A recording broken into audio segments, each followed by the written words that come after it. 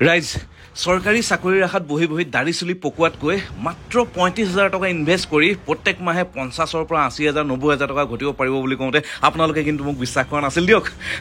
আৰু সেই গতিকে আজি পুনৰ গুৱাহাটীৰ মালিগাঁৱত অৱস্থিত এই এম ৰিপেয়াৰত আহিছোঁ ৰ'ব আপোনালোকক দেখাবলৈ কেনেদৰে এই ষ্টুডেণ্টসকলে এটা এডভান্স লেভেল অৰ্থাৎ চিপ লেভেলৰ মোবাইল ৰিপেয়াৰিঙৰ কোৰ্চ কৰি কেনেদৰে নিজকে সক্ষম কৰি তুলিছে মানে ৪০-৫০,০০০ ৮০,০০০ টকা ঘটিবলৈ। মানে চাওক, এই এম ৰিপেয়াৰ হৈছে ISO চাৰ্টিফাইড এখন এনেকুৱা ইনষ্টিটিউট যোনে চিপ লেভেলৰ মোবাইলৰ ট্ৰেইনিং দিয়ে, মানে মোবাইল ৰিপেয়াৰিঙৰ। আৰু এই ষ্টুডেণ্টসকলে যে দেখিছে তেওঁলোকে সেই মোবাইল ৰিপেয়াৰিঙৰ কোৰ্চ কৰিছে এই মৃণাল দা তাতে।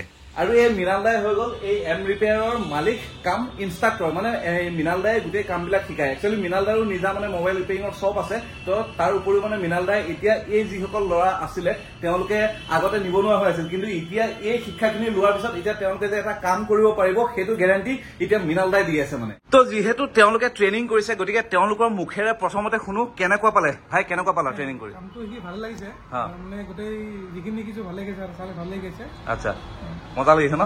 বাকী তোমাৰ? ভালে লাগিছে কামটো শিকি। হয় নেকি? ক'ত ঘৰ তোমাৰ? মোৰ বৰপেটা ডিষ্ট্ৰিক্টত। বৰপেটা ডিষ্ট্ৰিক্টত ঘৰ। আৰু এইফালে আৰু এজন আছে। ভাই কেনেকুৱা লাগিছে? ভাল লাগিছে ন? ক'ত ঘৰ তোমাৰ? ধেমাজি।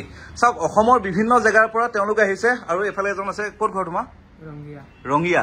এখেত আহিছে ৰঙিয়াৰ পৰা। তুমি ক'ৰ পৰা আহিছা? বৰপেটা। আৰু আপুনি ক'ৰ পৰা আহিছে? বকুৰ পৰা। চাওক, অসমৰ বিভিন্ন প্ৰান্তৰ পৰা তেওঁলোকে আহিছে এম ৰিপেয়াৰত আহি পেলাই মোবাইলৰ ৰিপেয়াৰিঙৰ কোৰ্চ কৰিছে। আৰু যিহেতু মই প্ৰথমতে কৈছো 35,000 দি পেলাই আপোনালোকে প্ৰত্যেক মাহে ৮০,০০০ পৰা ১,০০,০০০ টকা ঘটিব পাৰিব। এতিয়া ৩৫,০০০ টকা এই কোৰ্চ ফিজটো দি পেলাই তেওঁলোকে কেনেধৰণে ৮০,০০০ পৰা ১,০০,০০০ টকা ঘটিব পাৰিব সেই কথাটো মই মৃণাল দাকে এবাৰ সুধি চাওঁ আহক। তো মৃণাল দা, আপুনি তেওঁলোকক ট্ৰেইনিং দিলে, এতিয়া তেওঁলোকক কেনেকুৱা ধৰণে কেপেবল কৰিলে যে তেওঁলোকে প্ৰত্যেক মাহে ইমান টকা ঘটিব পাৰিব? আচলতে পোনপ্ৰথমতে তোমাক অশেষ ধন্যবাদ আহি এওঁলোকৰ শেষৰ দিনা আজি হেৰি লোৱাৰ বাবে। আৰু একচুৱেলি মই এওঁলোকক ট্ৰাভেল শ্বুটিঙৰ ভিতৰত যিখিনি বস্তু আহে আৰু বেছিক ইলেক্ট্ৰনিক্সৰ পৰা প্ৰত্যেকটো ছেকশ্যন কেনেকে কাম কৰে, ঠিক আছে, প্ৰত্যেকটো মোবাইলৰ ভিতৰত বহুতটা ছেকশ্যন থাকে। লাইট ছেকশ্যন বেলেগকে থাকে, ডিছপ্লে ছেকশ্যন বেলেগকে থাকে। তো গতিকে প্ৰত্যেকটো ছেকশ্যনত কেনেকে কাম কৰে, ৱৰ্কিং প্ৰিন্সিপাল কেনেকুৱা হয়, মই সিহঁতক সেইবোৰ শিকাইছো। মই এতিয়ালৈকে তেওঁলোকক ফুল্লি মানে ট্ৰিক কিছুমান শিকোৱা নাই যিবোৰ মই ট্ৰাভেল শ্বুটিং কৰা যায়। বাকী ফল ফাইণ্ডিং, চিমেট্ৰিক ডায়েগ্ৰাম সেইখিনি বস্তু মই এতিয়া শিকাইছো, কাৰণ তেওঁলোক গোটেই কেইজন নতুন, ঠিক আছে। মানে মোবাইলটোৰ কাম কৰা পদ্ধতিবিলাক কি সেইবোৰে শিকাইছো। যেতিয়া এওঁলোক এতিয়া নিজৰ দোকানত যাব বা কোনোবাই কাৰোবাৰ দোকানত সোমাব, তেওঁলোকে যেতিয়া প্ৰথম কাম কৰিব তেওঁলোকে বহুত কিছুমান প্ৰব্লেম আকৌ ফেচ কৰিব। ৩ মাহ বা ৬ মাহৰ পিছত তেওঁলোকে আকৌ মোৰ তাত আহিব লাগিব। আৰু সেইবোৰ সম্পূৰ্ণৰূপে মানে বিনামূলীয়া।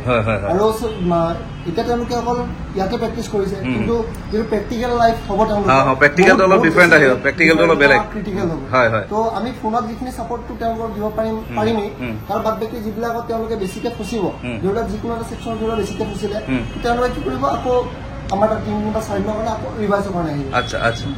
তো যিহেতু প্ৰেক্টিকেল আৰু থিয়ৰিটিকেল দুইটা বেলেগ বস্তু, প্ৰেক্টিকেলি যেতিয়া ফিল্ডত কাম কৰিবলৈ যাব তেতিয়া বিভিন্ন ধৰণৰ সমস্যা তেওঁলোক সন্মুখীন হ'ব পাৰে। আৰু সেই সমস্যাখিনিক মানে চলিউশ্যনটো দিবৰ কাৰণে মৃণাল দা মানে এটা কথাত ক'বলৈ গ'লে সদায় মানে ৰেডি হৈ থাকিব তেওঁলোকক মানে ছাপৰ্ট দিবৰ কাৰণে, বুজি পাইছেনে? তো এতিয়া যিহেতু ইনকামৰ কথাটো আহে, চাওক এতিয়া তেওঁলোকে মোবাইল ৰিপেয়াৰিংটো শিকিলে তেওঁলোকে নিজেও এখন দোকান দি পেলাই ধুনীয়াকৈ চলি থাকিব পাৰিব। তাৰোপৰি তেওঁলোকে বেলেগ কাৰোবাৰ তাত গৈ পেলাই মানে কামটো কৰিব পাৰিব, চাকৰি হিচাপত কাম কৰিব পাৰিব। আৰু তেতিয়া তেওঁলোকৰ নিজৰ কেপেবিলিটিৰ ওপৰত, নিজৰ কেপাচিটিৰ ওপৰত তেওঁলোকে ইনকাম কৰিব পাৰিব। তেওঁলোকে যদি ডাঙৰ ডাঙৰ ক্ৰিটিকেল প্ৰব্লেমবিলাক ছল্ভ কৰি দিছে, তো তেনেহ'লে তেওঁলোকে বেছিকে পইচা পাব।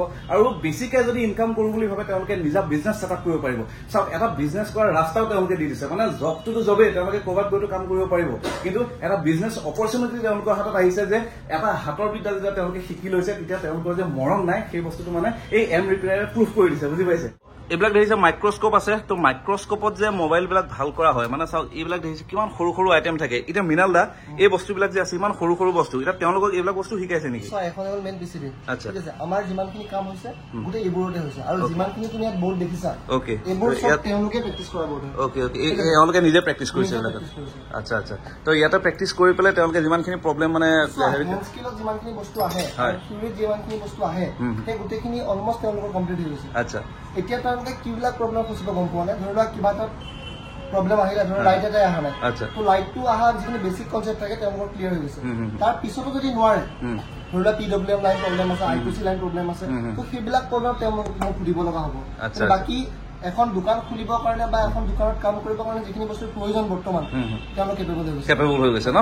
তো চাবলৈ গ'লে এক পক্ষত মানে মৃণাল দায়ো এমপ্লয়মেণ্ট জেনেৰেশ্যন কৰি আছে বুলি ক'ব লাগিব ব্যৱসায় অপৰচুনিটি লগতে চাকৰি কৰাৰো এটা সুবিধা তেওঁলোকক দি আছে তো এতিয়া আপোনালোকে দেখি থকা এওঁলোক আছিলে মাৰ্চ মাহৰ বেচ নহয় জানো মৃণাল দা তো এতিয়া ছেকেণ্ড বেচ কেতিয়াৰ পৰা আৰম্ভ হ'ব ছেকেণ্ড বেচ আমাৰ এনে প্ৰত্যেক মাহৰ 10 তাৰিখৰ পৰা আমাৰ বেচ আৰম্ভ হয় কিন্তু ছেকেণ্ড বেচ যিহেতু বিহু আহি আছে এবাৰ বিহু আহি গ'ল তো গতিকে আমাৰ এপ্ৰিলৰ 20 তাৰিখৰ পৰা নেক্সট বেচ ষ্টাৰ্ট হ'ব এপ্ৰিলৰ 20 তাৰিখৰ পৰা নেক্সট বেচ কিন্তু এপ্ৰিলৰ বেচত কিন্তু খালী নাই বৰ্তমান অলৰেডি বুকিং হৈ গৈছে মেৰ কাৰণে যদি কোনোবাই শিকিব বিচাৰে বা ইণ্টাৰেষ্টেড হয় তো মে মাহৰ কাৰণে তেওঁলোকে হেৰি কৰিব পাৰে ওকে তো দেখিছে কিমান বেছি ডিমাণ্ড চাওক এপ্ৰিলৰ বেচ খতম তো এতিয়া খালি মেচ যদি আপোনালোকে শিকিব বিচাৰে তো তেনেহ'লে তলত আহি থকা যিটো ফোন নম্বৰ আছে ফোন নম্বৰটোত ফোন কৰক আৰু এতিয়াই খবৰ কৰক আৰু এতিয়াই বুকিং কৰক যিহেতু আপুনি শিকিলে তো কি শিকিলে মানে মোক কওকচোন প্ৰথমতে মই মোবাইলৰ বিষয়টো মানে এনেকুৱা একোৱে নাজানিছিলোঁ মানে খোলা মিলা এইবিলাক চব মানে এইবিলাক নাজানিছোঁ বাকী এতিয়া EMC এইবিলাক চব দাদা ICD বলিং এইবিলাক চব হেণ্ড স্কিল মানে বহুত ভাল মানে মই নিজে বহুত ছেটিছফাই মানে দাদা তাতে আহি কিনে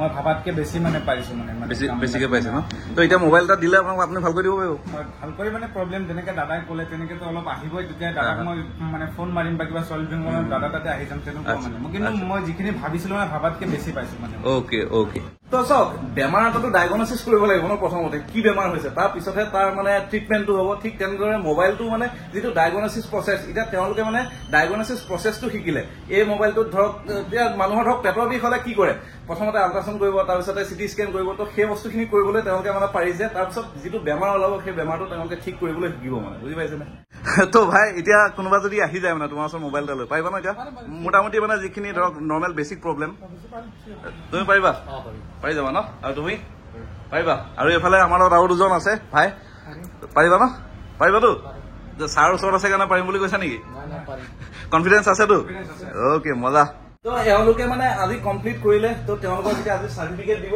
আৰু চাৰ্টিফিকেটবিলাক চাওক ইয়াতে ৰেডি কৰি থৈ দিছে এইবোৰ চাওক দেখিছে এইবোৰ চাৰ্টিফিকেট এয়া আছে চাওক ISO চাৰ্টিফাইড এয়া দেখিছে ISO certified M repair certificate of completion Munowar Hussain এইফালে আছে আমিনুল আলী আৰু এইফালে আছে চাওক কৰণ চুতীয়া তো বিভিন্নজন আছে বিভিন্নজনে এওঁলোকৰ মানে শিকি আছে আৰু কামবিলাক তো চাৰ্টিফিকেট তেওঁলোকৰ আজি দি দিছে আৰু হয়তো আগৰবাৰ আহোঁতে তুমি এজ এ ষ্টুডেণ্ট পাইছিলা আচ্ছা এওঁ বৰ্তমান এতিয়া মোৰ দোকান চম্ভালি আছে এইটো দোকান চম্ভালি আছে তেওঁ 3 মাহ আগত মোৰ শিকিছিলে এতিয়া বৰ্তমান মোৰ এখন দোকান তেওঁ অকলে চম্ভালি ওকে মৃণাল দা আপোনালোকৰ এম ৰিপেয়াৰ যিটো আপোনালোকৰ ট্ৰেইনিং ইনষ্টিটিউট এইটো কিমান দিনৰ পৰা চলি আহি আছে আমি 2011 পৰা ট্ৰেইনিং 2011 পৰা ট্ৰেইনিং প্ৰভাইড কৰে দোকান চলাই আছো 2011 পৰা 2013 পৰা আমি ট্ৰেইনিং ইনষ্টিটিউট চলাই আছো 2013 পৰা আপোনাৰ ইনষ্টিটিউট চলাই আছে ন তো আপুনিওতো ট্ৰেইনিং লৈ থাকিব লাগে মাজে মাজে মই আকৌ যাই আছো মই নেক্সট মান্থত আকৌ যাই আছো আপুনি গম পায় আচ্ছা তো আপুনি মানে ট্ৰেইনিং কৰি থাকিব লাগে বাহিৰত যায় বছৰে যাওঁ আৰু বাহিৰৰ পৰা ট্ৰেইনাৰ চাওক যিহেতু টেকনলজি সদায় নতুন নতুন আপডেট হৈ থাকে নহয় জানো গতিকে